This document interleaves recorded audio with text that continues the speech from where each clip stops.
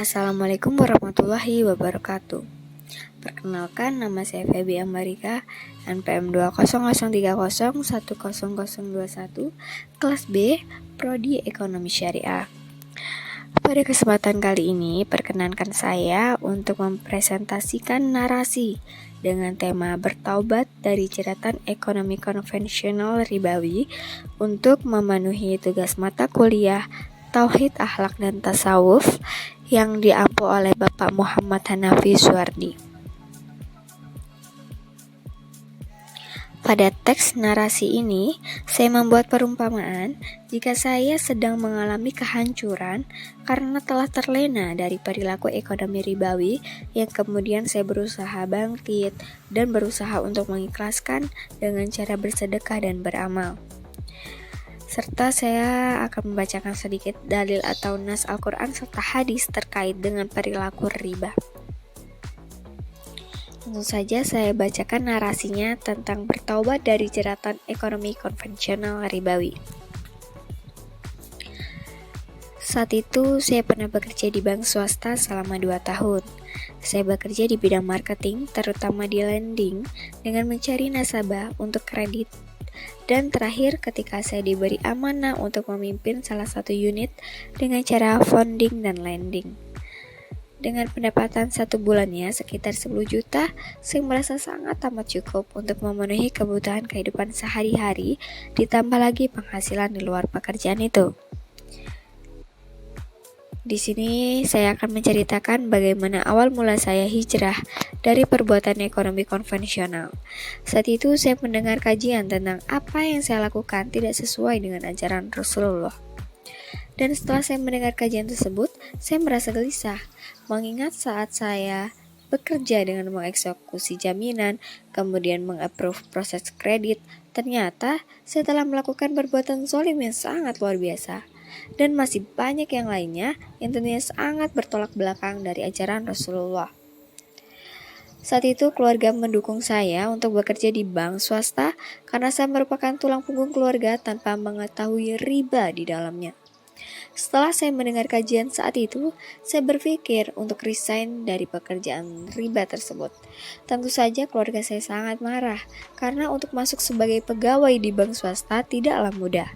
Ditambah lagi saya merupakan tulang punggung keluarga yang harus membiayai kedua adik saya yang masih sekolah di SMP dan SMA.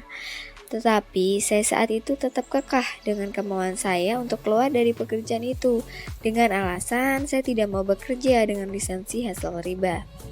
Setahu saya, dosa melakukan perbuatan riba sangatlah keji, dan saya memutuskan untuk memilih pekerjaan yang menguntungkan tanpa ada konteks riba, yaitu dengan usaha fashion.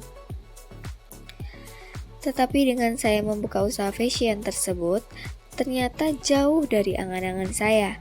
Banyaknya pesaing yang sudah berkecimpung lama di bidang tersebut menjadikan usaha fashion saya sepi pembeli. Pendapatan saya saat itu hanya 5% dari pendapatan saya bekerja di bank swasta. Saya sangat bingung, ditambah keuangan yang menipis dengan kebutuhan yang tidak dapat dipungkiri selalu tambah dan bertambah. Saat itu saya mengalami masa sangat kesulitan ekonomi, karena jika ditilik ke belakang, pendapatan saya saat di bank swasta cukup besar. Tapi saat saya memilih untuk memulai usaha baru yang belum tentu penghasilannya, membuat pikiran saya kacau sebagai tulang punggung keluarga. Kemudian saat itu saya mencoba untuk bersyukur dan mengikhlaskan apapun yang saya dapat dengan berikhtiar dan yakin bahwa Allah akan membantu setiap umatnya. Saya lumayan tenang karena di pikiran saya saat itu mungkin belum saatnya. Dengan itu saya selalu bersemangat untuk bekerja demi keluarga saya. Tidak lupa saya pun beramal dan bersedekah dengan orang-orang yang mungkin sangat lebih membutuhkan. Dengan niat, ikhlas, dan beramal, saya pun dapat bangkit untuk memulai kehidupan baru saya. Pesan saya untuk teman-teman yang berkecimpung di dunia riba, yaitu tekadkan dengan bulat, niatkan untuk ibadah karena Allah. Insya Allah, Allah akan memenuhi janji-janjinya, kalaupun bukan di dunia, tetapi di akhirat kelak. Kemudian untuk yang kita hadapi, yaitu tetap berusaha dan bersemangat, karena rezeki Allah itu bukan dari penghasilan, tapi rezeki wujud kita cinta dengan Allah. Kemudian terdapat dalil atau nas Al-Quran dan hadis mengenai riba. Ada surat Ar-Rum ayat 39, terjemahannya saja. Dan sesuatu riba atau tambahan yang kamu berikan agar harta manusia bertambah, maka tidak bertambah dalam pandangan Allah. Dan apa yang kamu berikan berupa zakat yang kamu maksudkan untuk memperoleh keridhaan Allah, maka itulah orang-orang yang melipat gandakan pahalanya. Kemudian juga ada surat An-Nisa ayat 161 dengan terjemahan, dan karena mereka menjalankan riba, padahal sungguh mereka telah dilarang darinya, dan karena mereka memakan harta orang dengan cara tidak sah atau batil, dan kami sediakan untuk orang-orang kafir di antara mereka azab yang pedih. Masih banyak lagi ya, ada surat Ali Imran ayat 130, Al-Baqarah ayat 275, kemudian ada surat Al-Baqarah ayat 276, ayat 278, 279. Banyak banget ya. Ini belum semua yang saya masukkan di Word ini. Kemudian ada hadis riwayat Muslim tentang keterlibatan dalam proses riba.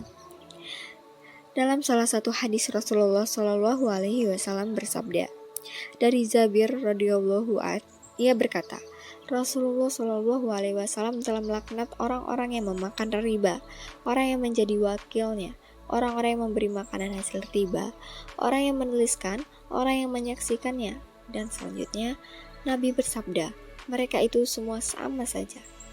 Hadis riwayat Muslim. Kemudian ada hadis muttafaq alaih tentang riba termasuk dalam 7 dosa besar. Jauhi 7 hal yang membinasakan. Para sahabat berkata, wahai Rasulullah, apakah itu? Beliau bersabda, syirik kepada Allah, sihir, membunuh jiwa yang diharamkan Allah tanpa hak, memakan harta riba, memakan harta anak yatim, lari dari medan perang, dan menuduh wanita beriman yang lalai berzina. Hadis riwayat muttafaq alaih. Kemudian ada hadis riwayat Ibnu Abi Dunya tentang perbandingan riba dan zina. Diriwayatkan dari Anas bin Malik radhiyallahu an bahwa Nabi Shallallahu Alaihi Wasallam bersabda, sesungguhnya 1 dirham yang didapatkan seorang laki-laki dari hasil riba lebih besar dosanya di sisi Allah daripada berzina 36 kali. Hadis riwayat Ibnu Abi Dunya.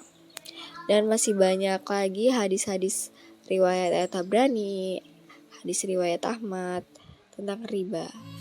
Ya, kalian bisa cari atau cari di Google gitu, masih banyak banget tentang riba ini.